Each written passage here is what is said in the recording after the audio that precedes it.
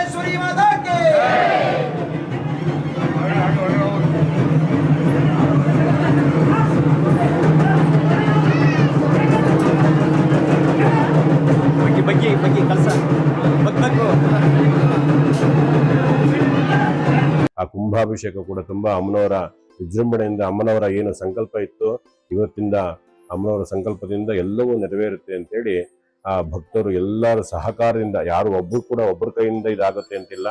ಶತಚಂಡಿ ಮಹಾಯಾಗ ಅನ್ನೋದು ತುಂಬಾ ದೊಡ್ಡದು. ಆ ಯಾಗವನ್ನ ಎಲ್ಲ ಭಕ್ತಗಳು ಸೇರಿ ತನು ಮನ ಧನ ಸಹಾಯದಿಂದ ಅದನ್ನ ನೆರವೇರಿಸಿದ್ದಾರೆ. ಹಾಗೆ ಭಕ್ತರಿಗೆ ಕೂಡ ವಿಶೇಷವಾಗಿ ಅನುಗ್ರಹ ಆಗುತ್ತೆ. ಏನಪ್ಪಾ ಅಂತಂದ್ರೆ ಚೌಡೇಶ್ವರಿ ಅಂತಂದ್ರೆ ಎಲ್ಲವನ್ನೂ ಕೊಡ್ತಾಳೆ.